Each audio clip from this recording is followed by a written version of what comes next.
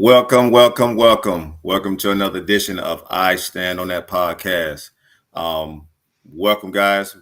If you were waiting on us, we're here today to bring you another amazing interview.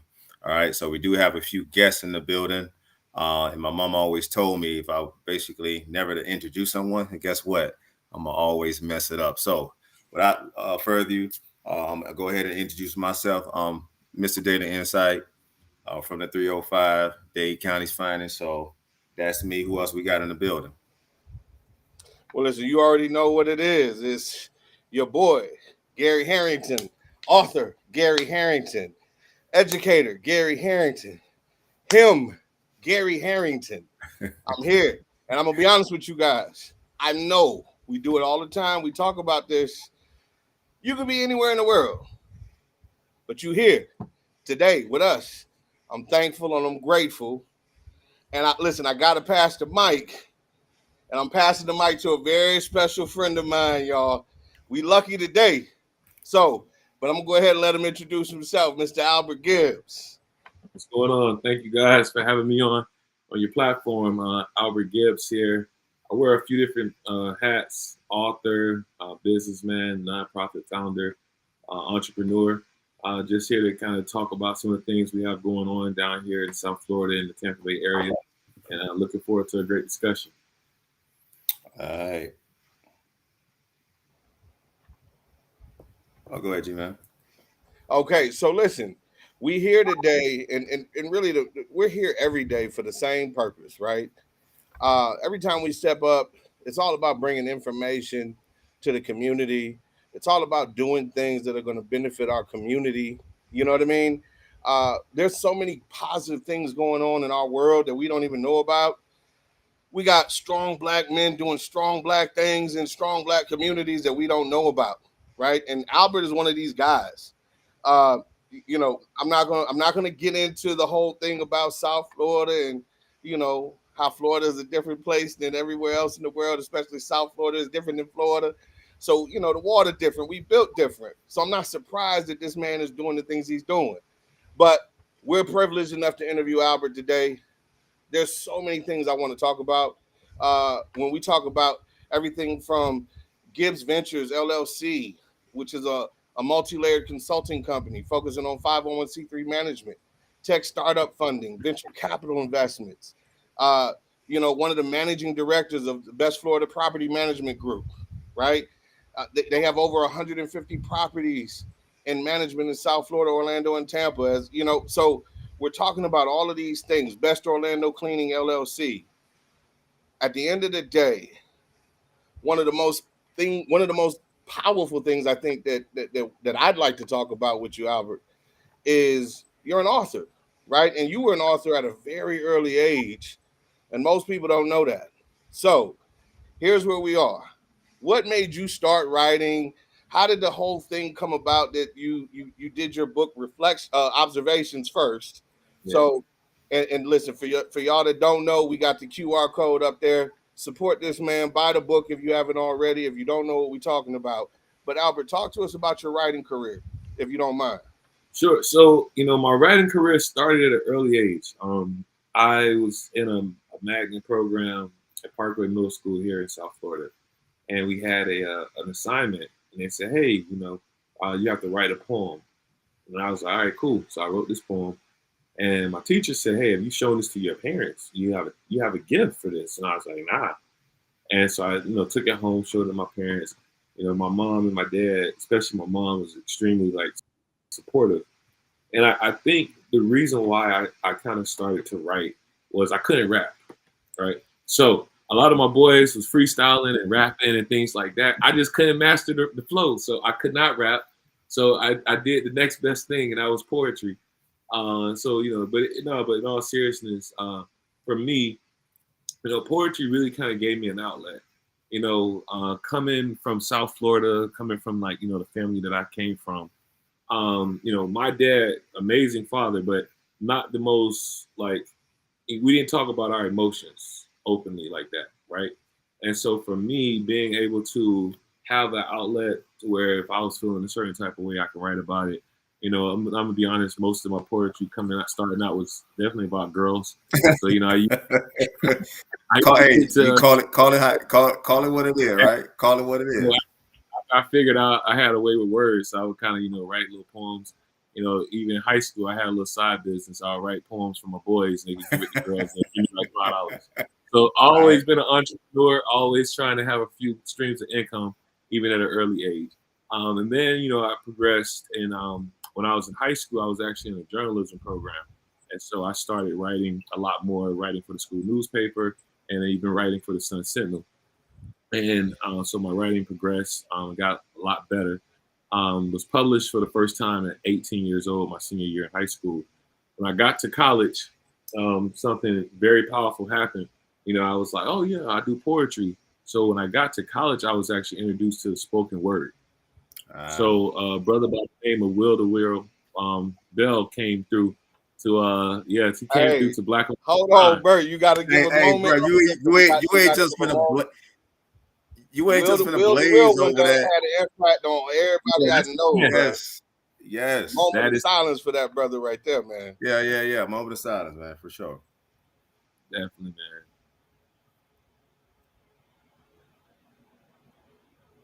Bless up. But Yes, I'm sir. sorry, Yes, Bert. sir. Go Yes, sir. ahead, bro. Go ahead. Yeah, no, it's good. So there was a group called Black on Black Rhyme in Tampa, and they were a slam group. They used to do poetry, and so they actually came on campus and hosted something. So like at that point in time, I was more of a writer. I wasn't a performer, and I saw Will there. He looked like somebody from where I'm from. Well, he's from where I'm from, so came in and blessed the mic. And there was another brother named Life, just from Tampa Bay area, and so from there I really kind of honed into it. And in 2004, went to do a study abroad program in London, England. And so when I was in London, I decided I was going to write my own book. So I spent the semester actually putting together a book. So I put together my book. I came back, and my book was published that following year. And so by the time it came out, it was 2006. But yeah, so I wrote my first book called Observations. And then 10 years later, I wrote my second book called Reflections. So yeah, it's something that I really got into for the girls, and because I couldn't rap, and it's been an emotional outlet. Like these days, you hear so much about mental health. You hear so much about black men being able to show their emotions and be their authentic selves. And I was blessed enough to be raised in an environment where when I did start to pursue writing, I did start to write. I wasn't ostracized or picked on by my friends. They actually encouraged it. Like I remember that night I met Will, a few of my fraternity brothers actually drove me there. I was like, hey man, look, it's this poetry thing I want to go to. So think about early 2000, telling a bunch of black dudes, let's go listen to some poetry. And they actually was like, let's go. So I've been blessed to have friends. I see a few of them in the chat talking crazy. Um, I've been blessed to have a lot of friends just always kind of supported me. And so, I never shied away from writing.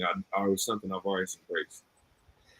And I'm gonna be real with you, Bert. Like all three of us know the struggle of that, right? Like at the end of the day, Mr. Daily Insight does poetry. I do poetry. You know that. And listen, I've been through the publishing process just like you have.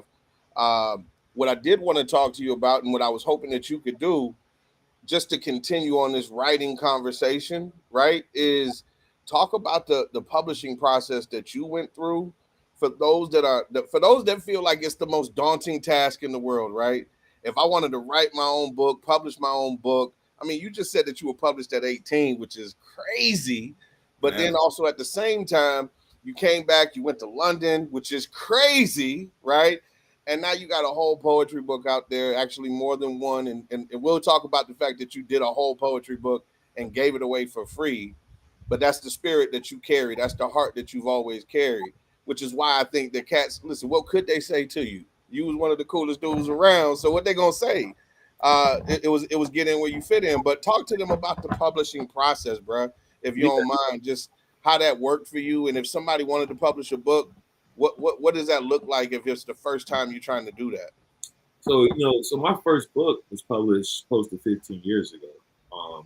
So for me, that process it was a lot different then. Now there's so many resources. So The best thing I tell people that you can do is to invest in yourself. Even if you think you're a great writer, invest in an editor, invest in someone that can actually read your book, because you never know where that book is going to go. You never know where it's going to take you. Um, there's different types of ways. There's the self-publishing route that you can go. The self-publishing route, I tell people, is the quickest way to get your book published. So if you want to get your book on Amazon or on any other platform, you can go the self-publishing route. You may have to actually put some money up front to do that, to get your book up and running. Now, if you have either the notoriety or the credibility and you want to go through a publisher, then what you would need to do is you would need to have a finished product. So you would still need to invest in having an editor, get an actual finished product, a book, PDF. I would also, so you can have creative control, uh, hire an artist to do your illustrations and your cover and things like that. The more finished of a product you have, the more marketable you can be, and then you can actually go and pitch that to publishing companies, and then those are the companies that will give you like upfront payment, and then they will have a revenue split. Now, if you do a self-publishing, you actually retain most of the revenue. So if you have the ability and the creativity or the notoriety to get your book out to the masses, and I mean now with social media, it's a lot easier. So like when I published my book, there was no social media. My social media was, going around campus giving people flyers. Hey, I got a book signing at Barnes and Nobles on Friday. My parents, making phone calls. And I spent about a good month or two doing guerrilla marketing all over Tampa Bay, Florida. So I mean, everywhere from the mall to the bookstores, and it was successful. I mean, I was 23 at the time, and within a month of my book coming out, I made $2,500, which was a lot of money back Wow. then. Yeah, That's yeah. I had a signing at school. I had a signing on campus, which the black community and the community at USF was amazing. They all came out and supported. So I was selling my books for around $10 to $15. And then 2 days later, I had a book signing at Barnes and Noble. And E. so I had a book signing at Barnes and Nobles. Had the entire community came out. My parents sold probably 100 books, so I was just That's what's up. on GP, That's what's up. a bunch of books, and then I was blessed after I graduated. So I published my book in March. I graduated in August, and I left and I went back to Europe. I did like a little mini book tour, backpack through Europe for a few months after graduation, and I made another about 4 or 5 grand while I was there. I was blessed enough to connect with some people when I was going to school there, and I went back and I performed at this thing called the Notting Hill Carnival. So it's one of the largest Caribbean carnivals in the world. It's in London, and so I performed in front of about 3,000 people, and sold my book afterwards. And I made so much money that I extended my trip by 2 months. I was going to be there for about 6 weeks, and I was there for about 3.5 months because I made money and I kept going. So it was a great experience. The self publishing, it takes a lot. It takes a lot on you. It takes a lot for you to be like, okay, I'm going to own this process, right? So if you don't have that gumption in yourself to own it, I would say try to get someone else, to push it out there for you. But if you have that, you can make a lot of money because you keep most of the profits. And listen, Bert, I'll say this, right? Just as a fellow published author, and I actually went self-published route myself. One thing I recommend to everybody, I'm an English major, right? I don't just play around, like I do this. And I still paid an editor and I still paid all of these other people to put eyes on my product, because at the end of the day, what I had to remember was once you publish that book, that's forever, right? So whatever you say, all of the mistakes, right? You get to go back 10, 20 years later and read your mistakes in print.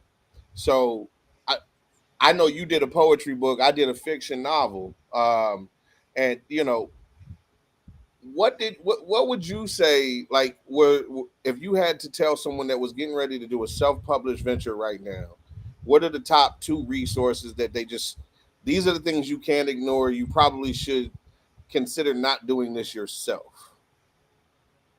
So I would actually tell you to build your online presence, and I wouldn't recommend doing that yourself. I mean, yeah, everybody can create an online platform, can go to Instagram, make a page, Facebook, etc. But that's a big difference between creating an online platform. You know, having it with seamlessly where you have content coming out, having someone posting on multiple platforms. You know, we're not just posting on Instagram, but posting on it used to be Twitter, now X. You know, posting on Facebook, Snapchat. You know, all of these different social media platforms. So, have someone build your online presence and get a professional website. And the reason why is, websites. You know, some people say, "Oh, well, you can, replace websites with social media." But a funny story. Someone came up to me one day and they said, "Hey, I get my hair cut at the same barbershop as Oprah Winfrey's dad." This is years and years ago when I first did my book. And so they said, "Send me a book." And nothing ever came of that. But just the thought of, like, I could have put a book in Oprah Winfrey's By his hands. hands that could have got to her. And if I didn't invest in myself, right, I had a website, I had all these things. So if she did get the book, or not just her, I'm just using that as an example, but anyone of influence gets the book, what happens is first thing they're going to do is they're going to look you up online, right? And if you have, I got an Instagram page with one post or something there, like, this person isn't serious, And so, like, what I did was I made sure I had my website and everything before I published my book. So, I was able to get on a few different platforms. I had a full page spread in the Tampa Tribune. I actually got on Steve Harvey morning show. So, because I think that when people would get my book or when people would be introduced to me, they didn't see a 23-year-old kid, right? They saw someone that actually had invested in a professional website, someone that had his Facebook page where I add pictures and stuff from my different shows and things like that. So just having your online presence is extremely important because that's how people go to get information these days. If someone comes up to me even now and they're like, "Hey, look, I write, I do this, I do that." First thing I do is I look them up. Like, let me check out your YouTube. Let me check out your Instagram. Like, let me just see what you're doing online. So I think that's the best thing that you can do is invest in your online presence when you start now. And I agree with you, brother. Listen, I know there are some people that have the skill set, and you can't minimize that for people. But at the same time, I think that it's always better to have a professional doing that. Listen, for those of you that know I stand on that and the crew that rocks with it, y'all will know that Bird actually has a company that does online social media presence and building that platform, because it's like you said, that's not the same as just going on there and posting to your stories and regular videos, right? There's a little bit more to it.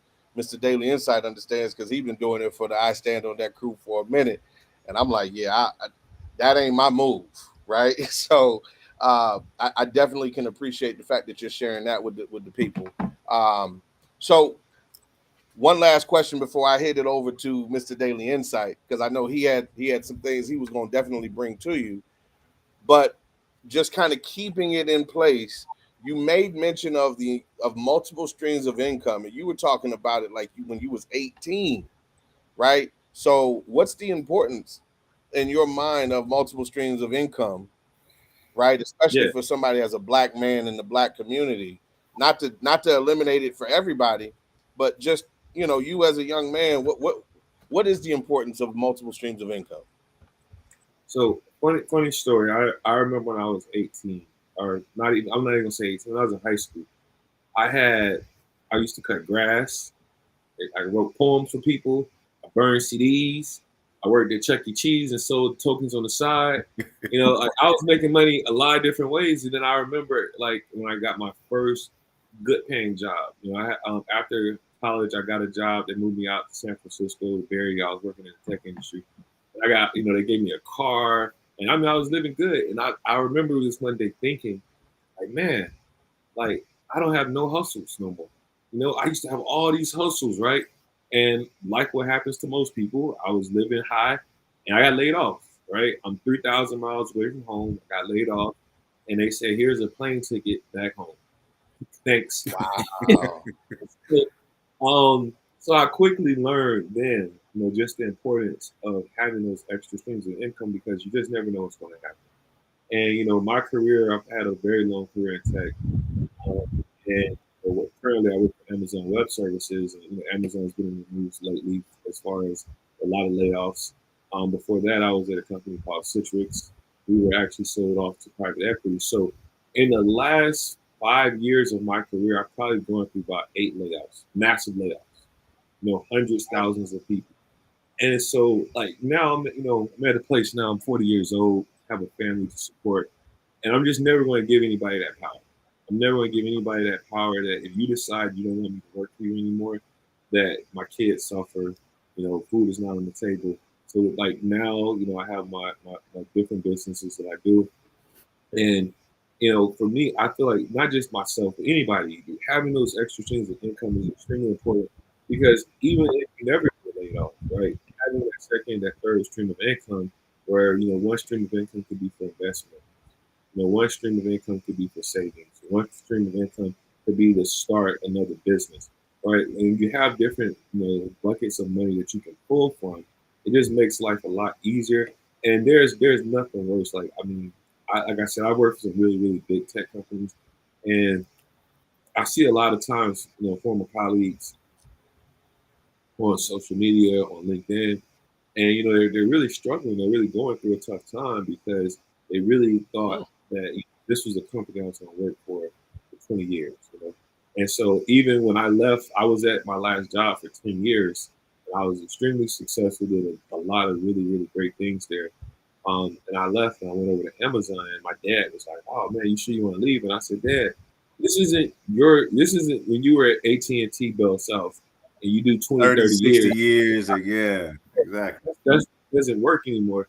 And honestly, what I tell some of the young guys I mentor, you know, there's about a 5 year time frame where you probably need to get in and get out if you're in the tech space, right? You get in, you get certain skills, you go to a smaller company, you get a bigger title, then you can come back, right? So if you just kind of stay there, what happens is you cap out, right? But when you leave and go to different places, you're bringing a different perspective, you're bringing different skills to those different companies, and they're willing to compensate you for those different things.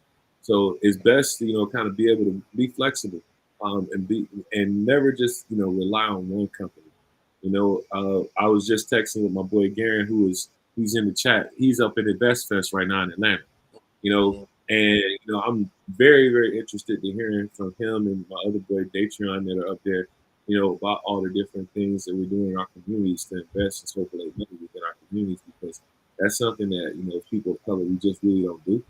And I'm glad that this next generation, and I include myself in that generation, that we're looking at, okay, like how do we circulate wealth in our community? How do we have these, they used to call them side hustles, right? But now it's, how do we have these Yeah. businesses, right? Now they're not side hustles, it's people, that are taking side hustles and making it to, real deal careers and making a lot of money from it. So, to answer your question, man, that's why the multiple streams are so important. Now, And which is oh, go ahead, G man. no, no, no. Go ahead, brother. Go ahead. Go ahead. Yeah, I see that you speak about a lot of different things, the multiple streams of income, and they don't call me Mr. Daily Insight for anything.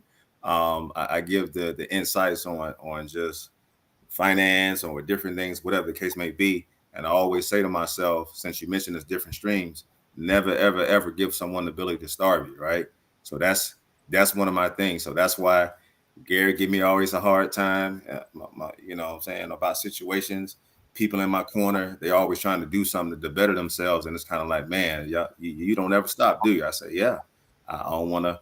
I don't want to have that thing where, listen, all right, the day job acting up. All right, I got all these side hustles or different streams of multiple streams of income. So I look at that as a thing. Gary always, hey, bro, what you doing now? What you into now? What's going on now? So Yeah.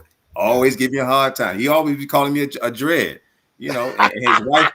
His wife be like, how many jobs a lump got now? What My are you doing boy got now? 15 job, man. He got 15 15 jobs, jobs. man. So Gary always know that I'm always doing something. I always got my hand in some different pot because I know the importance of it.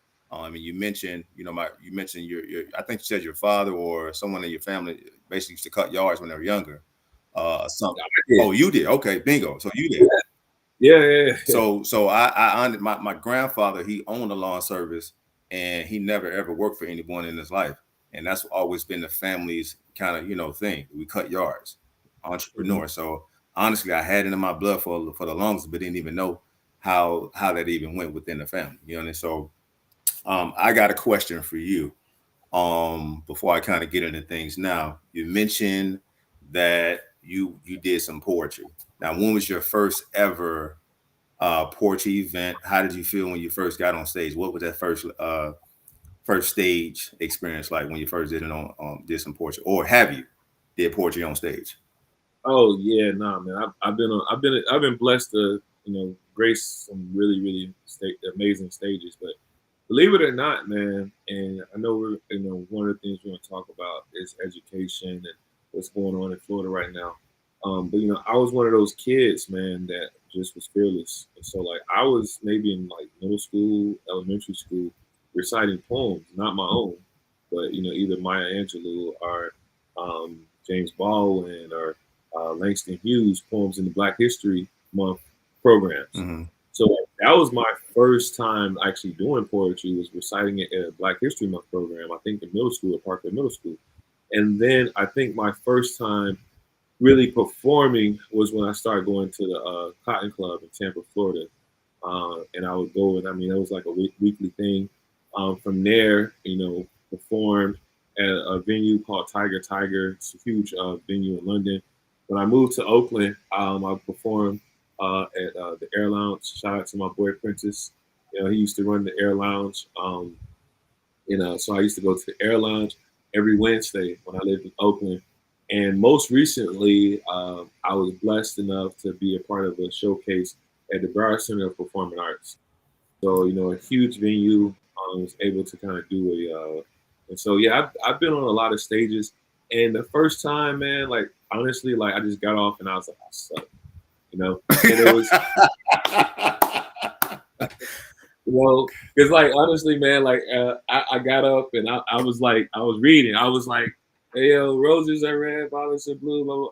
And then like everybody was going off the dome, and I was like, oh man, like I got to get it back in the lab, like because I'm very competitive, right? So it doesn't Okay. matter what I do, right? If I'm doing something, there's other people doing it. I don't want you to outshine me. So I definitely got back in the lab, and I would back then there were again I'm aging myself a little bit, but I had me a Walkman and I would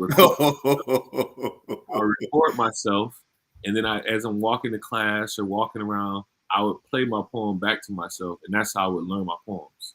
And Gotcha. so then I would start performing, and just like anything else in life, performance is a muscle, right? You have to work it out. Right. And so, I tell people, like, even now I do a lot of public speaking and things like that. I tell people all the time, like, you have to practice, right? Like, you have to practice. You can't just, no matter how good you are. And the thing is, so many people that you see and you feel like, oh man, this person just has the gift of gab. But guess what? I guarantee you they practiced before they got on that stage, right? So, the first time did not go so well, but I got better. No, that and that's what counts. You like you say, the practice makes perfect, and you have to kind of continue to kind of hone in on that craft. I wasn't good at videos when I started kind of giving people insight on just daily activities or how to overcome an issue. So I sucked at it. I'm like, I look back on my videos, like, damn, people was really liking what I was saying. Anyone even matter. It was just the messaging behind it, but you got better at it, got better at your delivery, and then everything just came together, which is great. Now, why we have you on, of course, you're mentoring, young men, so that's the kind of the whole thing. It behind it is empowering, is impacting, because as young men, we don't have vision. Guess what? We perish at the end of the day. You understand? So we don't have a vision. We don't know where we're going. We don't know where we're headed. So we need direction. So, but how did you even kind of get into those mentoring aspects, and what's your overall goal when it comes to mentoring? So, I am so blessed and so lucky. I come from a family where I have nine uncles, right? And so I was able to pull from so many different men growing up, right? I had my father, my two best friends had their father. My best friends, Ray and Jason, like, they had their father.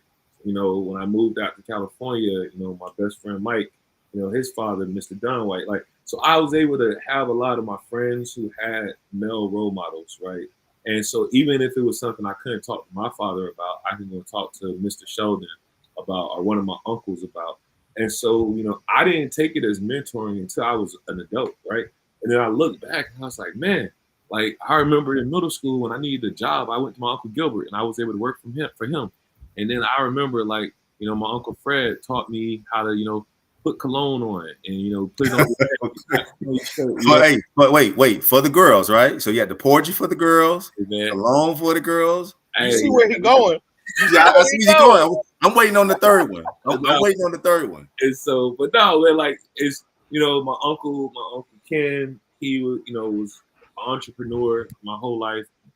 He was one of those people that always had multiple streams of income, and so that was my foundation, right? My family.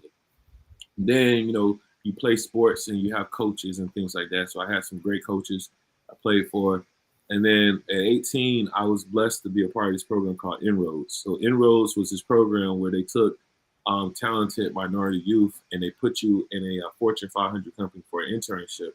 And so when I started working at Citrix at 18, right after I graduated from high school, I was able to get some professional mentors. And so, two of the most impactful professional mentors is a guy named John Mark Clark, who's a longtime exec in the tech cloud infrastructure industry. And then also Mark Templeton, who was the CEO of Citrix when I was an intern. And, funny story with that is, being so young, I was always a fearless kid, right? I never really let stuff kind of like sway me. Like if I wanted to do something, it was going to get done. And so the program Inroads that I was a part of, they said, hey, you need to find a mentor, at your job. And I was like, all right. So again, like young, fearless, had a little bit of an ego. So I said, well, who's the top dog? And I'm looking at the org chart and it says CEO. So I said, all right, I'm gonna ask him. Email the CEO. Hey, I'm your intern. And again, like I'm so young and just like I'm unaware. I'm unaware there's levels to this thing, right? But I was blessed enough to have the type of CEO. And I mean, Citrix is not a small company. I mean, they're like at the time, they're like a $30 billion company with like 20,000 people worldwide working there. So, I hit them up, just send them an email, and I said, hey, I'm your intern, and my name is Albert. I'm going to be going to the University of South Florida, and I need a mentor. Can you mentor me? Just like that. Yeah, he wrote me back, and he said, you can come in at 7:00 every Tuesday, bring me donuts and coffee. I'll mentor you. Because he said, you got to come at 7 because I'm too busy. As soon as 8:00 hits, my schedule is packed the rest of the day. So for the entire summer, I would get up on Tuesdays at 6:00, go to Dunkin' Donuts and get to the office by 7. And I would sit there with him for 30, 45 minutes. And it was probably one of the most influential things I've ever done in my life because I was able to see how you run a Fortune 500 business. And then also I was able to have someone in my corner as I went out and started my career that can reach back and say, hey, look, if you're looking for an opportunity, I can make an induction. If you're looking for an opportunity, you can work for me. And so really that's why I started my program is because I had so many people that poured into me that, I can say, oh man, I'm so smart and I'm so this, I'm so that, but I would not be as successful as I am. And I would not have had the experiences that I've had if it wasn't for people pouring into me. And honestly, all it took was an opportunity, right? For me to get that internship, it was someone saying, okay, like, let's give this kid an opportunity. And I got that opportunity and I flourished. And so, I always believed in giving back. And that's a spirit that I got from my father. My father was like a neighborhood dad. I always took care of everybody. When I played ball, typically it was, at least 4 or 5 of us after every game. Pops is taking everybody home, taking us to McDonald's, taking us home from practice. So I got that spirit from my father. And so I went out and I joined Big Brothers Big Sisters when I was in college. I mentored 2 kids through that program. When I moved to California, me and my boy Mike, we were doing some things called Dress for Success, where we partnered with the Raiders and the Warriors. where we would actually do an event every year where young boys can come and get suits. They would learn, how to tie a tie. They would learn interviewing skills and things like that. And so I moved back in 2012. I moved back to Broward County, and I really realized that there were a lot of programs for what is called at-risk youth, right? And even when I would tell people, like, man, I want to do some mentoring thing, they always would point you to at-risk youth. And I'm not saying at-risk youth don't need resources and help, but there's a lot of kids that are not at risk, right? Yes. There's a lot of kids that just need that push. They need someone to come and talk to them about, hey, here's how you can build your career at a place like an Amazon. And so what I did was I started my program because I wanted to start something that we can, for one, give kids exposure. So a lot of what I do is I expose kids to careers, expose them to different people from different types of walks of life, and then also connections, right? I want the kids in my program to be able to call, Gary and say, hey, Gary, I'm trying to go to, FAMU, for law school, or call, different people in my network and just broaden out my network, because that's really what it's all about in this world, is just, giving someone that little helping hand, right? And connecting the dots for these young men. And so that was why I started. We've grown tremendously since I started. I started just kind of like giving out scholarship checks, and then we just kind of grew from there. So, my reason, and the reason why I do what I do, is for that, just exposure. If you would have told me at 18, hey, you're going to be working at Amazon selling software, I didn't even know that job existed, right? And so it's a lot of things, like a lot of careers that kids don't even know they're out there until they meet somebody that does that. And if they meet somebody that looks like them and that's relatively young, that really can kind of pique their interest. And so, if we just expose our youth to things, I feel like that is what really is going to take them to that next level. And, I know we'll get into it, but, I was having a conversation with someone. We just did a big back to school drive last Saturday. And well, why is technology so important, and why do you want to push kids into tech?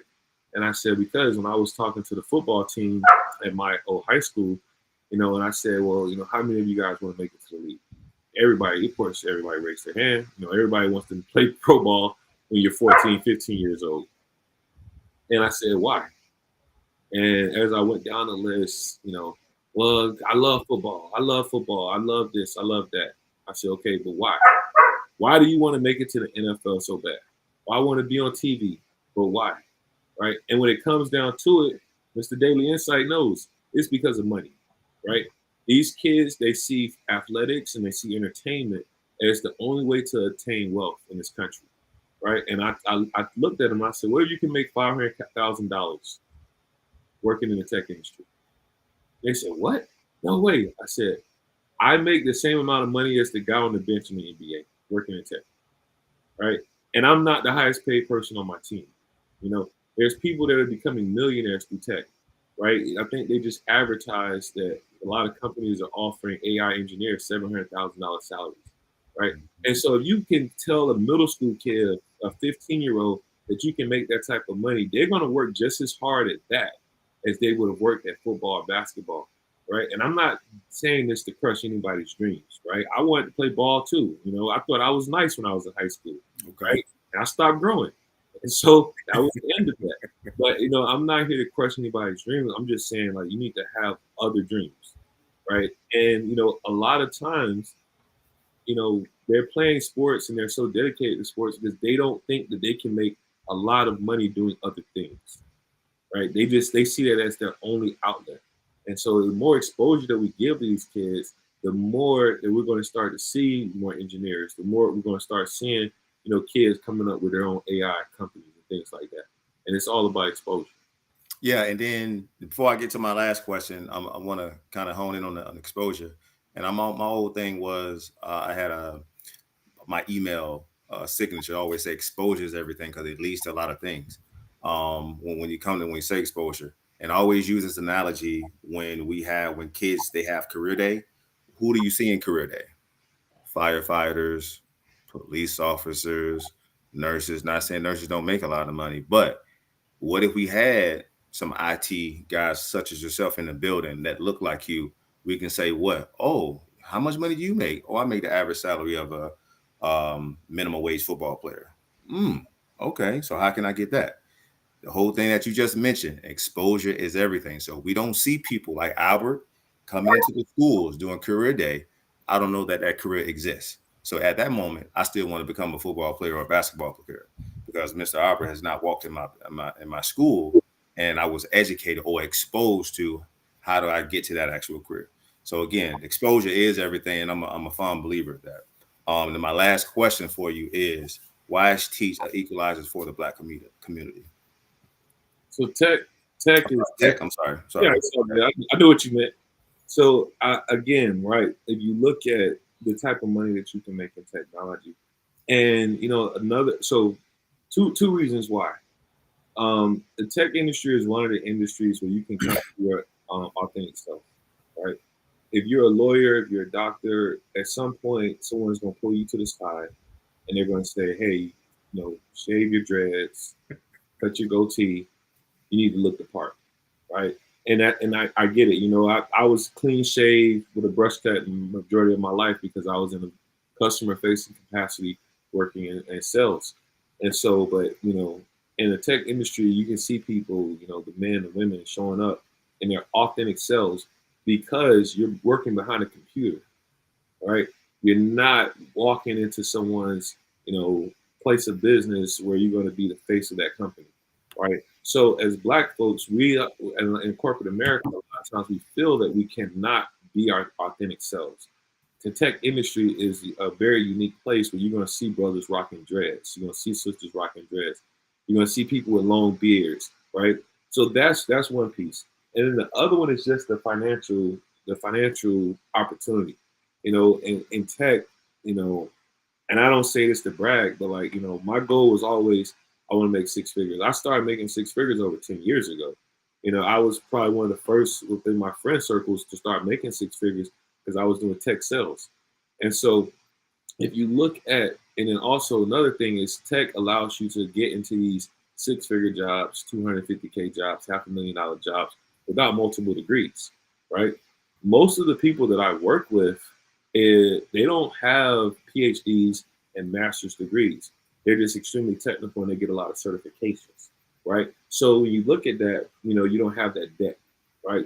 Every doctor, lawyer I know is sitting on a 200K plus of debt, right? Most people I know in tech, they don't have that same amount of debt, but they're still making those type of salaries. So when you look at, our community, you know, how do you get someone to make that type of money without saddling them with a lifetime of debt? And that's the tech industry. The tech industry is very unique in that front. So to me, I feel like that's one of the things that, and it has changed my life. I never thought I would be making the type of money I've made in the tech industry. I never thought I would be in the doors that I've been in. I lived in Miami. I lived in the penthouse in the same building with Miami Heat players. Right, that was tech money. Like I've never done anything outside of the lines or illegal. And I was literally living in a penthouse in my early 30s. So, that's the type of money that you can make in the tech industry. So, I try to push kids into that industry because of those reasons, minimizing the debt and just the income potential. And I'll say this, Bert, right? Like you talk all the time about STEM being the great equalizer for the Black community, right? What Talk to me about this? And I know, listen, we normally do 30-minute interviews. We have 45, but you got gems. And so I'm going to tell you right now, we're not even tapping the surface of some of the other things that that Albert has to share. But what I want to do, Albert, is before we dip off into a conversation about our daily topic, one thing I wanted to ask you, and I want to show your website to the people as well, just because you got scholarships available, all kinds of things that our people need to know about. Everybody should know about. They should be chasing that. It's like you said, everything can't be about the at-risk youth. Sometimes there are people that are not necessarily at risk per se, but what they need is an opportunity. They need exposure. They need knowledge and information. But talk a little bit, if you can, just about the racial diversity in tech, especially you're talking about in California, right?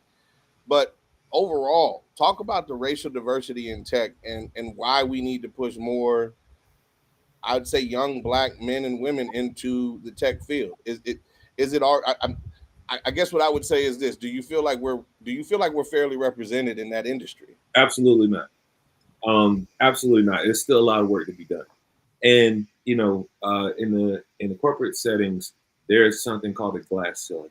Okay, and what the glass ceiling is, we will let you in the door, but we will only let you go so high. And so one of the things when I was at my previous company, Citrix, is we did actually an equity study, and the results were not great. And the study was not just our company; the study was the entire tech industry. And so what has happened in the tech industry, and it's getting better, but we're not there yet. There's still a lot of work to be done. There was in the tech industry, what you start to see was companies were touting, "Oh, we're 8% black, we're 10% black. We believe in diversity and equity and things like that." And but you look at their leadership, okay? The leadership are the people, when they sign their agreements, they're getting $1 million worth of stock. They get fired and they get, $2 million, $3 million to walk away, right? None of those people look like us. Okay. What you see a lot of people that look like us are in call centers, right? See a lot of people look like us that do lower level, tech support jobs, right? And so what happens is, and I believe in calling it out, is that these companies, they will put you in a position to where you're technically just a worker bee, right? You're not in a leadership position. You don't have a lot of hiring authority and things like that. So the tech industry, you're starting to see a lot more than it used to be. I can say, as somebody that's been in this industry for 20 years, it's gotten better. There's still a long ways to go because the representation is still in the middle management level. It's not at the top, right? And until we start seeing a lot of these Fortune 500 companies make sure that they're bringing in, black females, black males in leadership positions and CEO positions and vice president positions. And that way, representation matters, right? If I was, to coach, I have my son is in college, right? He's a freshman in college. And when he graduates, I'm going to tell him, whatever company that you're considering working for, go and look at their board of directors and go and look at their C-suite. If you don't see anybody that looks like you, don't go work for that company, right? And look, I mean, God willing, he graduates with, good degree, good GPA, so he has options. He doesn't have to take a job. But, for me, like at this stage of my career, that's a requirement for me, right? If I don't see black people in leadership, I'm not going. That's real talk right there, brother. Like, that is real talk. Now, Bert, honestly, there's so many things that I want you to just dive into, but I know Mr. Daily Insight is on me every time we get on air because I'm the dude that talks a lot. Dude, I could do this all day. You see him. So, just with the regulator up there the regulator. So, Mount up. so here's where we are. I do want to let the people know we do have a QR code. It's right over there in the corner that will take you to Albert's Leadership Academy website. But what I'd love to do is just take a second, Albert, show them the website.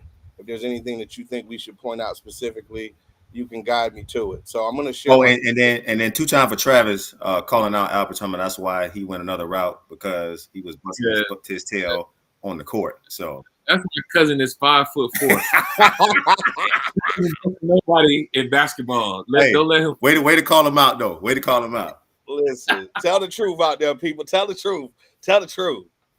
But that's my cousin / little big brother. So yeah, he definitely toughing me up, until I outgrew him. Then he had to sit down somewhere. It did. Okay, so yeah, so here's my website. Just we are in 2 markets right now. We're in the South Florida market. We do a scholarship at Deerfield Beach High School. We're also in the Tampa Bay market. The Tampa Bay scholarship is actually open countywide for any student that's attending a high school. And then we also, this is not through my program per se, But I have a scholarship, the Gibbs Family Scholarship at the University of South Florida for any young Black student majoring in education or business and engineering. And so, another thing about my program, and I did send over a video. We can, queue up the video. Is we actually start kids in middle school, teaching them entrepreneurship and business skills. And so, we were blessed enough to get a spot on ESPN earlier this year, and I was able to feature some of my kids from our middle school program. And that program is amazing. We do like a Shark Tank graduation. So they spend an entire semester building up a business. They come up with their own leadership team. So there's the CEOs, chief marketing officers, chief financial officers, and then they actually decide they're going to do products or services, and then they put it together. This year, we're going to be utilizing the power of our artificial intelligence. So they're going to build a company using AI. And so then we're going to actually have a Shark Tank type of presentation at the end of the semester, and then they compete against each other to see who wins. Okay. Okay. That and as we kind of go through, Albert, you got a lot of stuff on here, man. Just from the vision to the videos that you guys have been doing. Uh, just overall, man. First of all, I want to start by saying we spend so much time giving people flowers, man, in the entertainment industry, right? Rappers, singers, athletes. Like we don't oftentimes get enough opportunity to give people like you your flowers, because you are the people that move the needle forward in the community daily. And so I will tell you, man, just as somebody who is a little bit older than you, but I am constantly inspired by the things that you do, man. I appreciate you. I want to give you your flowers, man. Tell you that you deserve everything that you've accomplished, probably a whole lot more. And I just want to say thank you, because I know just some of the things that you've done have benefited my children, my family. Man, thank you for Yeah, everything thank you, you're man, doing, for brother. sure. It's good stuff. Appreciate that, brother. I appreciate it. Oh, I'm gonna go Thank ahead real quick, G man. You ready if you want to cue up the video? And go ahead talk about just like kind of give a small overview of the video, what the viewers gonna be saying. Then I'm gonna cue it up real quick. Sure. So this is a video. It was my students through the Crockett Foundation at Margate Middle School, and these are some students from my entrepreneurship and like business class that I teach. And so I've been doing that for about 5 years, and this was shot in January. So these are some of my students, and they are, amazing group of young men that we featured in the video, and they just kind of talk about some of the things that they've learned through the process. Okay. All right, I'm gonna cue it up here now. From my business teacher, Mr. Gibbs, is how to learn your profit margining, how to market your business, how to run a business, some business linguistics, and how to be successful in starting a business. My name is Albert Gibbs, and I am the CEO and founder of the AG Leadership Academy. We are a 501c3 focused on creating the next generation of leaders. There is no greater compliment than when a friend, family member, or peer tells you, "Here, this is my son. Help make him a better person. Help make him a man." And that is why we here at the AG Leadership Academy take mentorship very serious. We start the students in middle school, and we mentor them all the way through college to ensure when they enter into the workforce, they have all the skills they need and a strong network that they can rely on. To learn more about our programs and to support us, please visit www.agleadershipacademy.org or visit us on our various social media platforms. Thank you.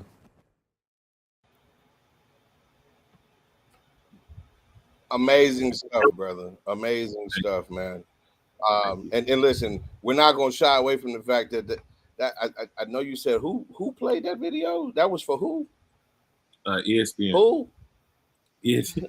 It was on the ESPN during a regional game between University of South Florida and UCF in January. A little louder.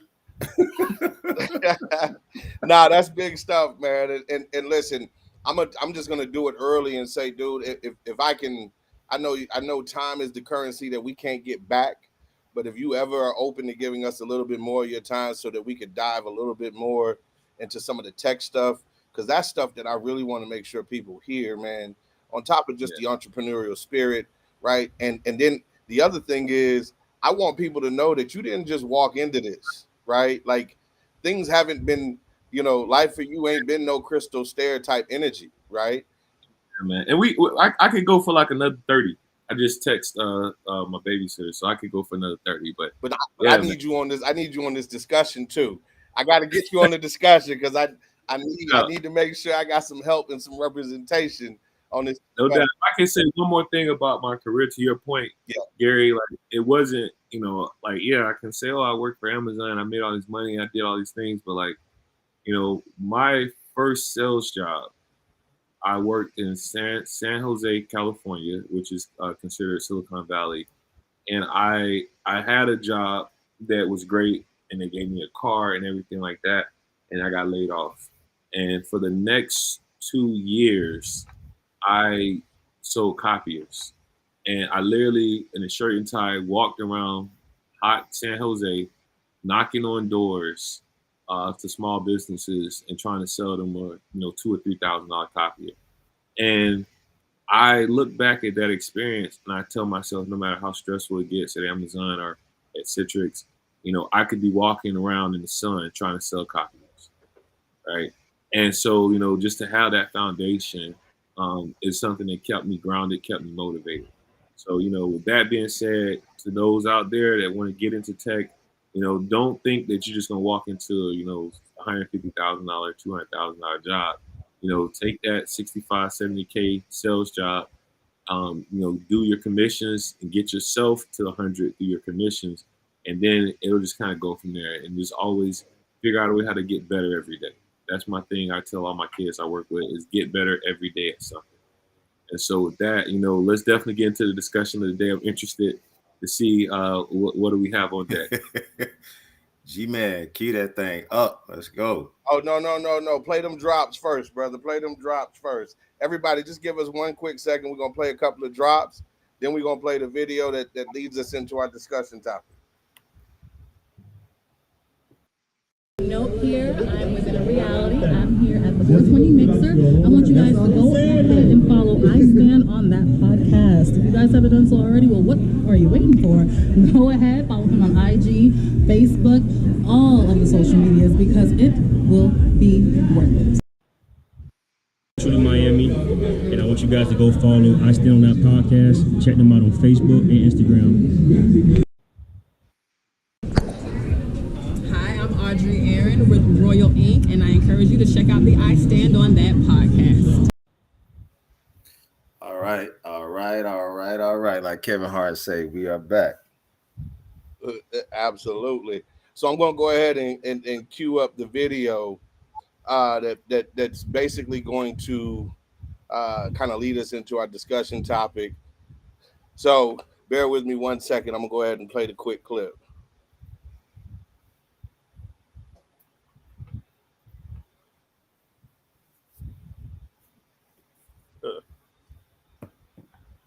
Now, hear me when I say this. This was the conversation that men love unconditionally and women love conditionally, meaning that a man can see a woman, and no matter what walk of life she comes from, and no matter not only what walk of life she comes from, he can be a billionaire and he'll marry a nanny. Right. Yeah. Because they love unconditionally. They'll look at you and love you and marry you however you are. However, it's different when it comes to a woman. A woman loves conditionally. And the reason why I say that is because y'all ain't gotta like it. It's the truth. It's the truth. And let me prove your conditions. Would you marry someone if you had the bag and they didn't have the bag, but they had what you needed emotionally? Yeah. I know somebody right now, one of my best friends in the world. Him and his wife, that's them. They got married, have been married for 25 plus years. She has always been the bag, and he has always been that support. That's rare. I'll say 90% of you all sitting in the room, you wouldn't. Okay, so listen, I'm not disagreeing with clearly the legend that is Marvin Sapp, but I am going to offer a different perspective. Okay, it's not disagree. that I think that the currency of men is a little bit different and the value system is different. So the condition that a man would put on the woman is she gonna be cute, she gonna have a body, and he's going to expect what he expects. What is that? What does he expect? Because you're a stay-at-home wife. You ain't got no job, you ain't got no kids, you ain't doing nothing but shopping. I'm gonna need you to lay down and be nice tonight every night when I expect you to do. And so I just think that currency is just, and the value system is a little bit different. That's a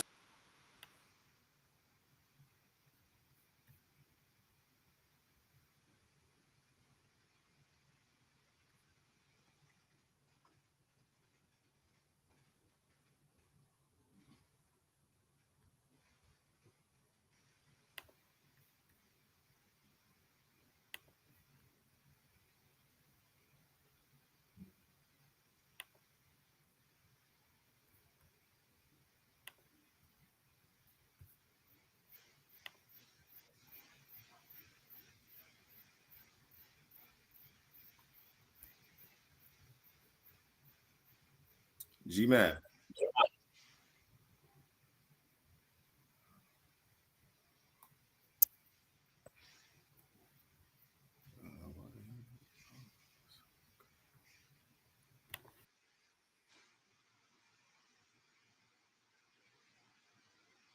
All right, guys. Look like we having some technical difficulties, but we gonna come right back. Hold on one second. All right, Mr. Arbor. So let me get this thing here started. So, as you saw the video, right? Everybody's talking about the whole unconditional love, right? So this is our topic. Who would you say loves unconditionally, right? Men or women, right? So I know I have my thoughts on this actual topic. We have another guest, Mr. Albert. As the video unwind, right? So what were your thoughts? What were you thinking? What's your thought process on it? Do men love on a more unconditional love or side, or do women do? What are your thoughts on that? So, my opinion is probably a little bit unique. But to answer the question directly, I feel like men do, right? And the reason why is, if you look at the natural position in the masculine state and the feminine state of relationships, and letting a woman be in that feminine state and letting her, is the new term is the soft life, right? You know, a woman is going to need a man to come in and be that provider and provide that security. And it's not just always financially, it's just, that safe haven that a man is supposed to provide. So like I feel that a man loves traditionally because a woman should, right? A woman should seek out a man that can provide the essentials, right? Because when a woman seeks out a mate that doesn't provide the essentials, that's the balance of that relationship. The woman is more of a passive role. When she's the one taking care of bills, she's leading the household financially, and then that puts a man where he's not in his masculine state. And I feel like it just throws off the natural balance of it. So, it's not to say that, men love any harder or any better than women, but I don't think that a woman should love unconditionally. A woman should love with conditions, right? A woman is the bearer of life. A woman should seek out a partner that's not going to only take care of her, but take care of their offspring as well, right? So I feel like too often in society, that's not a requirement that our women go into a relationship with. And that's a mistake. So, to answer your question, men love unconditionally because women shouldn't. Women should definitely love with conditions because that is the natural state of a man and a woman's relationship. So, G-Man, thank y'all for coming back. Mr. Birdie in the building. What's going on? Tell the people who you are, man. I don't want to do the introduction. I kind of did, but introduce yourself real quick to the people. Go All right, how y'all doing, man? First things first, it's a pleasure to be back, man. Listening to what it is that y'all was discussing is amazing. I wanted to say that, but I'm Mr. Bird. Jordan Bird to be exact. Son is what I try to get into. But if it's not giving back, it's not something that you can count on. The person that tries to always give back, mentor the kids, maybe, you know what I mean? So always trying to give is the key, man. But Mr. Bird is Man, I know you heard we queued up the actual video. So let the people get your thoughts on the subject we got at hand. Would you say a man loves more unconditional or the actual woman at this point? Uh, I apologize, guys, for the technical. The audio. Me and Bird are kind of close to each other, so we're getting a little feedback. So I'm trying to create space. But I've been dying to talk about this. So I'm going to tell you right now. It is my opinion that men love unconditionally and women love under conditions. I agree with what Marvin Sapp said to a T, right? I believe that at the end of the day, a woman was created based on my beliefs and based on what the Bible says, right? A woman was created from a man's rib. And what a woman should be looking for is protection, for security, right? Both financial and physical. Like women should be looking for certain circumstances in which they are going to love and give that love and affection out. Women are the creators of life, as was stated earlier. So, truth be told, when a man decides to love, a man is going to love so deeply. It is unconditional. It is unconditional. Most men that I know have been in bad relationships. They have been cheated on. They don't just get up and run away as soon as things go left. Most men that I know hang in there because they know it is their responsibility to ensure that a relationship is successful. And truth be told, is both parties, but from the outside looking in, right? If I'm sitting there talking to Mr. Daily Insight or Bird Gang or Albert, when I talk to them about my relationship issues, I'm talking to them from a place of saying, hey, as a man, I am trying to figure out how to make this work, right? I'm not complaining and telling them everything about my wife and all of these things about my wife. I'm trying to figure out how, as a man, can I be held more accountable to make things work? And that is the effort of an of a person that is loving unconditionally, right? I don't believe that most people walking around here believe that they are going to find multiple wives over the course of a lifetime. Now, is it a natural element for a man to be faithful and have one partner and all of these things and only have sex with one person? I don't think that's natural order, which is why I believe that once a man finds that place, they don't move from it. They stand on it, right? It is going against natural order for me to find one woman and say I'm going to spend the rest of my life with this one woman, right? I'm going to try to have sex with this one woman for the rest of my life and nobody else, right? At the end of the day, I tell my wife this all the time, right? You could leave me tomorrow. My kids will still be my kids, but you don't have to be my wife. And I know that to be true, which is why I wake up in the morning and I make up the bed, which is why I wash clothes and fold them. Shout out to J. Cole, folding clothes, right? It's just real talk because I think sometimes we get it lost. A lot of women believe that they love hard, and you can love hard, but you're not loving unconditionally, especially in today's society. When you talk to women and you listen to these women speak, most of the times they have their criteria, they have their conditions. Ooh, I want me a six-figure man. I want a high-value man. He can't have no kids, and he better love all my kids like they his. You got 8 baby daddies and 15 kids, and you still believe you should be married to Michael Jordan, right? Because you get to set these conditions. And we've talked about this before. Men control access to marriage, but women control access to sex. But in some way, shape, or form, it always turns into whatever the woman says is what it needs to be. Because once they know that they have a man locked in and that man has decided that she was the one, they know that man does not want to go anywhere. And so I just believe that men actually do love unconditionally.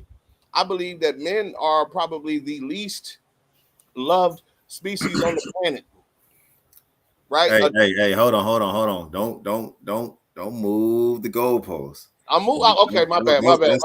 Don't start moving the I'm goalposts. just saying. Let's stay in the lane, my guy. How many women do you know that have dogs, and the dog, if they come home and the dog or the cat done messed up the crib, and the dog still get a kiss on the mouth? But if you come home and your man laying on the sofa, he ain't shit. I'm just saying that's not unconditional if it moves like that.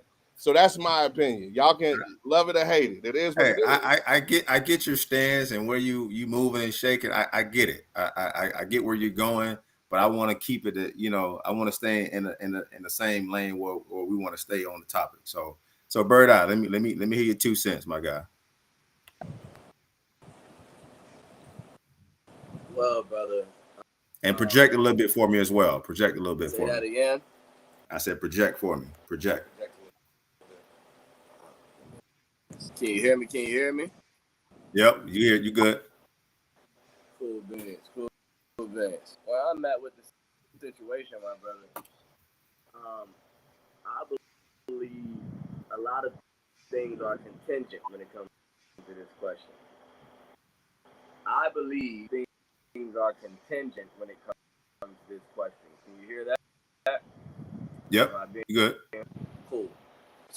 So, and the reason why I say that is because from what Gary, what a man brings to the table is contingent of, you know what I mean? And what the video said from a woman, much to the table, can somewhat alter the love in which was originally feelings of a man. But if we take feelings out and we take the table apart, the true definition of one being with another through everything, equal things to the table. You know what I mean? We're evenly yoked, right? And that say that it's a lot harder for a man to accept things that women accept in that same loving mode. Meaning that if I had a woman and that woman, let's say she cheated 4 different times, or it doesn't matter, right? And happening, she comes back to me and she says, I didn't mean for it to happen, and this, that, and the third. I don't know how a man could be about that. And me, myself, the forgiveness would be the same. Because unconditional love means that you love them. That's like loving a child. Like, no matter what it is that is done, you love them. Hard to say truthfully and honestly, because you're part in the way in which we fell in love. We fell in love under conditions. You understand what I'm saying? It's happened. So, like, with certain conditions that brought this love to fruition. It came in, and if you were to do certain things, it can alter the love. You understand what Right. I'm saying? Like, so I don't know if it's a woman who loves more. I do think that in this world, take more because of the contingency. I believe that a man can stand and will have to, no matter what, because of who a man is. Subject around the man says that you have to, right?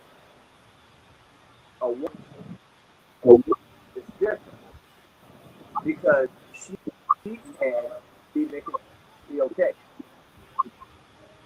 In this society, you can't have too many men and it be okay. Because that's not what we were taught. We were taught to be the dominant. You know what I mean? One who brings the food to the table. So I believe unconditionally isn't. I don't believe that you can love someone under any circumstance until you get to that particular one.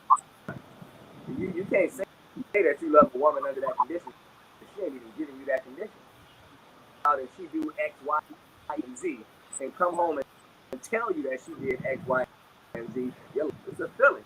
Your feelings gonna be hurt. You understand what I'm saying? So you telling me when you wake up the next morning, we're back good? I don't believe that. I don't believe that. But you can only, I guess, walk by faith, not by sight. Type of situation. You know what I mean? Okay. It has to be. You know what I mean? Because if we're being honest with each other, and vice versa, this is a man to a woman to a man. I don't believe that the fact is true. I don't believe that I will love you forever the same way. And what happens, man, we still gonna have love. You know what I mean? Love it, you know. But it's a different condition now. You just bought in a different condition. Someone unconditional, you have to really truly take that in and say, okay, well, if they really cast thrones and cast nails, like, God, to love a woman, if she was to do that, unconditional is a deep word. Conditionally, I don't think that there is a one or a two, brother. I do talk contingencies that the woman is put contingency, so she loves or stays because of certain of the battles in which she's familiar to other women enduring. Some men do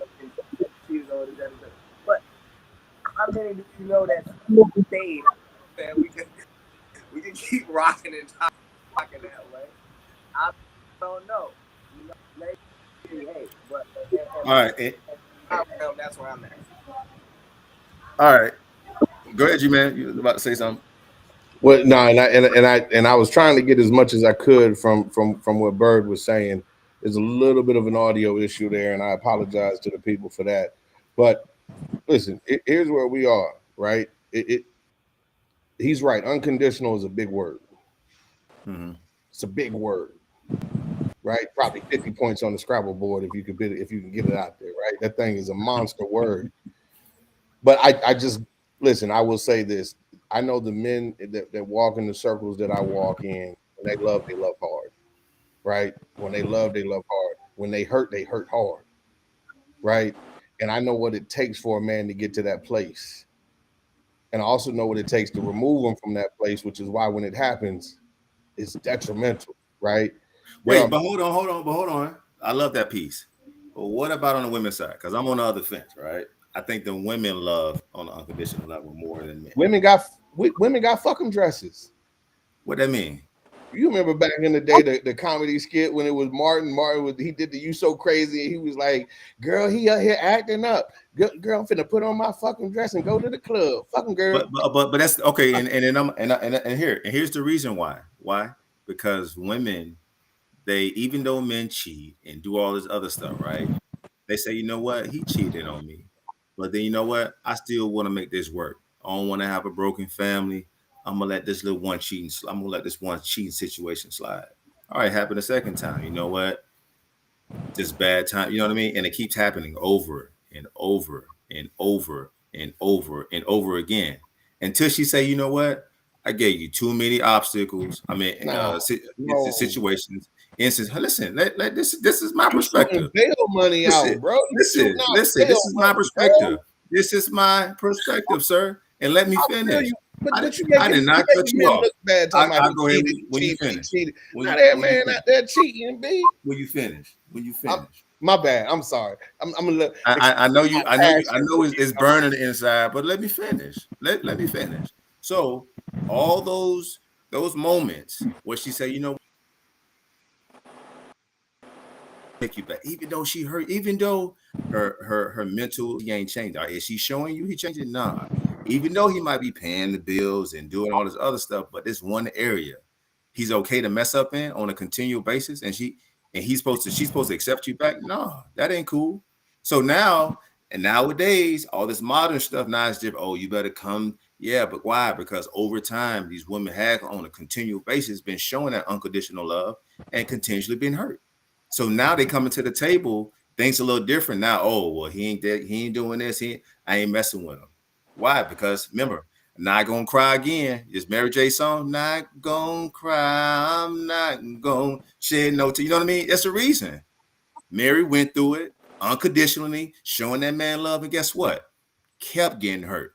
So nowadays things have changed. So they got a different approach. So in my opinion, if I could tap in, hold on, in my opinion, and what my stance on this, and where I stand on this topic is, women love more unconditional than men. That's on me. Go ahead, Mr. Albert. Brother Daily Insight. I would say this, right? I understand your perspective, but you have to look at the historical perspective of marriage, and what marriage represents versus what it represents today. Okay, so the reason why I feel that our mothers, our grandmothers, love so hard because there was a certain amount of shame that came with this. There was a certain amount of, no matter what that man did, if you didn't keep your family together, that fell on the woman's shoulders, right? Today, we live in a society where women are celebrated when they go out with a baby with a man, and they get them for child support, and they get them for alimony, and they get them for that. It's a come up, and when women do that, it's something that is celebrated. There's no shame in marriages falling apart. There's no shame in the culture that we have now. The culture is to go out and get the bag from him, right? So to me, that goes in direct contradiction of loving unconditionally, right? Because you're not loving unconditionally if your ultimate goal and your ultimate plan was, if he does something that I don't like, or if he becomes boring, or if somebody that's younger and funner or whatever is giving me more attention, I can transition to that person. And this man still has a financial obligation to me. He still has a financial obligation to the children that we created. That's conditional in every sense of the word, right? So I think that your perspective is something that was probably how we were raised, right? What we saw grandma and mom, but that's not the reality today, unfortunately. Now, and I get that. Thank you for bringing that up. Now, are there some women, and we can put percentages on this? Are there some women who are doing it on an attentional level? Yeah, I'm going after that check or this, that. Yeah, there are. But there's some women. What about the women that are out there that say, you know what? He's messing up. He not doing this. She's not doing that. I'm not gonna put him on child support. But guess what? She know his financial situation, and she not coming after him because guess what? If she does put him on that child support, guess what? That's gonna cripple him. You understand? At the end of the day, should she care about that? No, but that's just what it is. Some women, there are going to go after that guy because they're bitter and they have ulterior motives and they want to. That's cool. That's on them. You know what I mean? That's what they're doing. That's what they're participating in. Go ahead, G man. Chime in. Listen, what you talking about is rare, B. Hey, That's listen. rare. Hey, listen, and that's the stance I'm coming from. That rare stance. I ain't talking about because I can speak on the general. You know what I mean? But I want to speak on the rarity in it. You know what I mean? That's where I'm coming from. All right. Well, listen, just to appease everybody out there. Okay, shout out to the 10% that's like that, right? And I say that just because that's what it is. 10%, right? I'll be the first one to tell you I was blessed that I found my wife, and that's not who my wife is. If my wife was more interested in the bag than me, she'd have been gone. She'd have been gone, bro. Listen, that's why I'm trying to tell you, like, I'm not talking about perfect or not perfect or who behaves better. I'm talking about who loves unconditionally. Like, listen, you got these women. What was the young lady's name? She was on like Howard's campus and was like, hide your sons, hide your, like, yo, they out here looking for the bag, like Bert said. They out here looking for the bag. They out here looking for that high value man that's going to take care of them for the rest of their life so that they don't have nothing to worry about. And what's crazy is they don't even act like grandma. They don't cook. They Those don't days clean. over with. That's the majority of women. That's the majority of women. And truth be told, whether they're there because we put them there or whether they're there for some other reason, the reality of the situation is there's a lot of great men out there that can't find a decent wife, right? They can't find a decent wife. The Bible says when you find a wife, you find a good Kind of thing. a good thing. Not when you find a woman who thinks she want to be a wife in 10 years and might learn how to cook and might learn how to take care of you and might care about how you feel. At the end of the day, I'm talking about when you find a wife, you find a good thing. And that's a rare thing, right? It's just rare. And it's rare that a woman understands that, listen, I'm looking for the king. I'm looking for the man to expand and enhance the territory.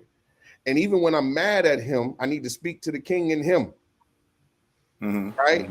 Most women, listen, when I'm angry and everything else with my wife, and when most men are angry with their women, what they're not doing is beating on them and calling them bitches and hoes and everything else. That's not the majority of men, at least not the ones that I've met and that I know. And I know a lot of people. You know what I'm saying? What I'm saying is that we've allowed the narrative, and we know who controls media, right? And we've allowed the narrative to become that men are all bad. They cheat on their women. They ain't shit. They don't pay for their kids. They don't take care of their kids. Listen, I'm sitting up here right now. I got Albert on one side, right? He got Maurice and Callie, and he got a family that he taking care of. He's out here doing mentorship programs, helping the community out. I got Mr. Daily Insight. You got 2 kids and a wife, and you handling your business. I got Bird over here who's taking care of his family as well. Like, I'm just telling you, like, there's 4 men on this phone, on this call right here, and all 4 of these men are doing what they're supposed to do, and all 4 of these men love the women in their lives unconditionally. But all 4 of us could be single tomorrow. Because we all know that once a woman has gotten to a point that she's ready to walk away, she's gonna walk away. And most men ain't doing that because men still feel the shame that Albert was talking about. Right? If Albert called me tomorrow and was like, bro, I'm getting a divorce, this, that, I'm gonna be like, bro, did you do everything in your power? Men have accountability partners that are telling them, bro, you got to find a way to hold that down.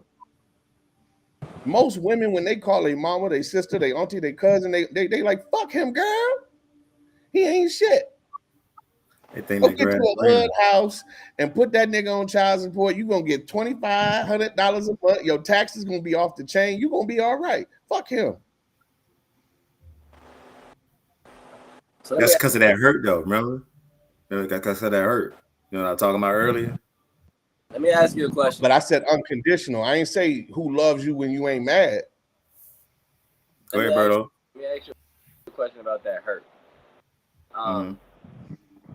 Do you know being is a part of the whole love thing, right? Of course. Like, I can't do this love thing without that hurt thing.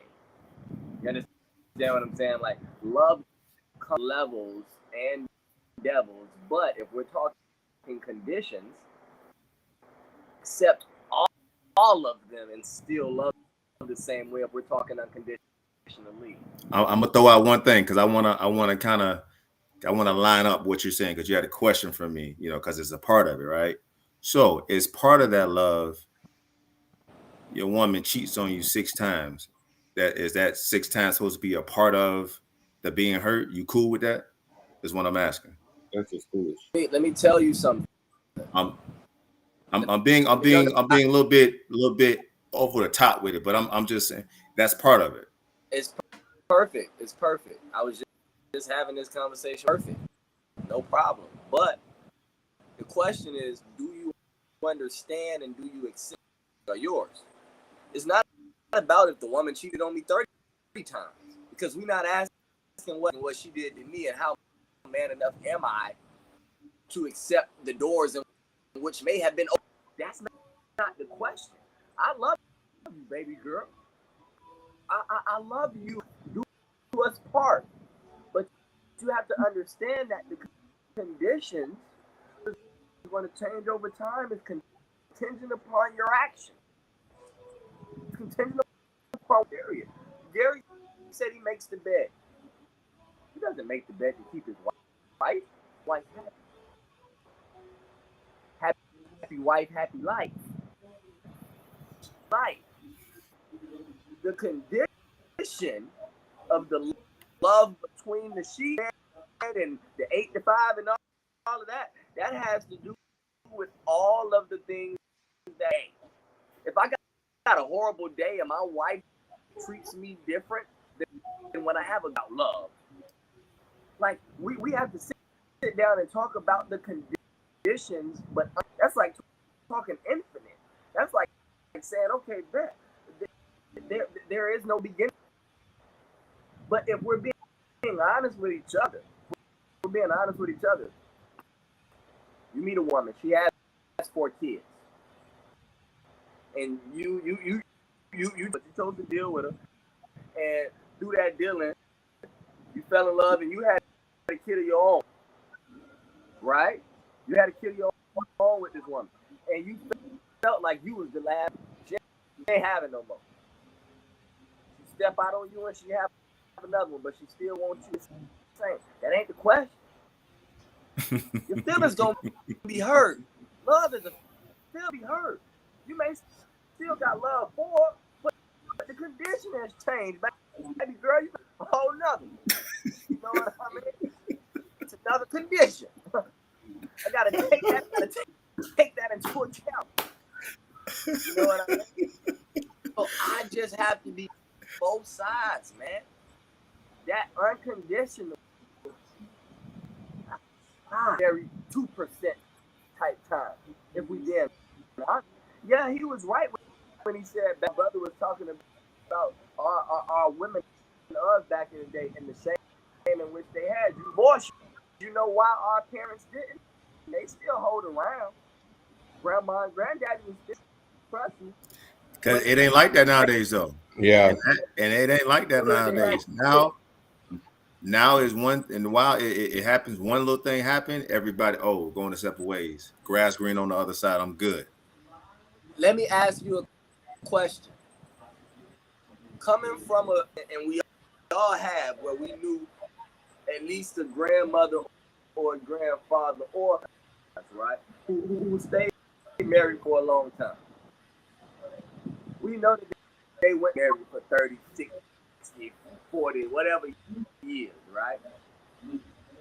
What I'm asking all of those who are married, and at the podcast, you know that I'm not, right? But I'm asking those who are, what if 40 years, and you know that 30 out of the 40 you ain't happy.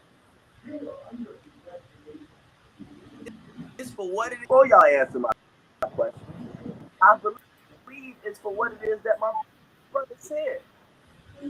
It's staying with on both of you. The woman the man that saves the woman from the shame. Because if the man won't ever be talked about. So tell me, what's the point of standing in a relationship? Happy for the same amount of time that you sad. Yeah, you got ups and downs, but if you're supposed to stay and just keep hoping for ups, let me know, brother. And hold on, before we tap into that, right, Bird, because those are good questions. But I know that Albert got to go back to being the local neighborhood Spider-Man.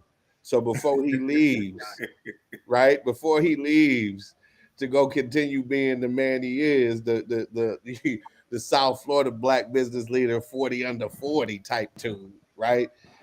Listen, Albert, the only thing I want to ask you is here's what we do on every show before our guests leave. We try to do what do you stand on, right? When it comes to the topic that we have on right, it could be anything that we've talked about from the interview to the who would you say loves unconditionally, men or women topic. Just before you leave, I would love for you to just say, hey, listen, I'm Albert Gibbs. This is and this is how I feel, and I stand on that. Whatever that is, whatever you want to lead the people with, man, do me a favor, man. Just go ahead and put it out there for us. So first and foremost, thanks. I appreciate the conversation. I appreciate the time that you gentlemen have given me.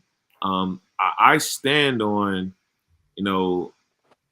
as a race, as a black women, we got to do a better job taking care of each other, right? There's a lot of division. If you look on YouTube, you look on different podcasts, there's a lot of finger pointing, right? And that finger pointing, it may feel good, right? It may feel good for me to call Gary and talk crazy about women or bad experiences that I've had, and vice versa, right? However, we have to do a better job taking care of each other. We need to get back to a sense of community. We need to get back to a tribe. I got Umar Johnson about 2 weeks ago, and that was one of the things that was discussed with a group of community leaders in Miami, is that the reason why our kids don't feel like they need to fight for the black community, they don't feel like they want to return back home to the black community because the black community is not doing anything for them, right? And so I stand on that we need to get back to a tribe mentality. Right, every sister that you meet is not going to be a sister that you may want to marry, may one date. But there's a value in you guys having a relationship. There's a value in you guys having a friendship. There's a value in a sister being able to call you and say, "Hey, I need you to talk to my son." There's a value in me being able to call that sister and say, "I need you to do my daughter's." Right. Everything does not have to be a romantic relationship in our community. And I feel that we go too far. It's like, okay, if she ain't vibing me and we not smashing, then there's no place for her in my life. Right. And then the same as the women, right? If she ain't vibing, or if he ain't vibing, he's not taking me out and to fancy dinners or nothing, there's no place for me in his life. So, I just stand on, let's get back to being a tribe. Let's get back to being people of community and taking care of each other. And that's the only way these younger kids are going to grow up in a society that is a little bit more cohesive amongst black folks. So I appreciate that. With that, I gotta go be Spider-Man, as Gary says, and appreciate you, brothers. Y'all have a good one. Hey, Bert, just know this, brother. Just know this. If I stand on anything, I stand with you, because everything you just said ain't nothing but gospel truth, brother. Thank you for what you do. Thank you for your time. Dude, hopefully we can do this again sometime soon, man. Blessings. Bless up, bro. Looking forward to it, my brother. All right. Y'all be easy. Bless up. All right. And then with that being said, guys, we're out. Check y'all in the next few weeks on another episode. Be easy.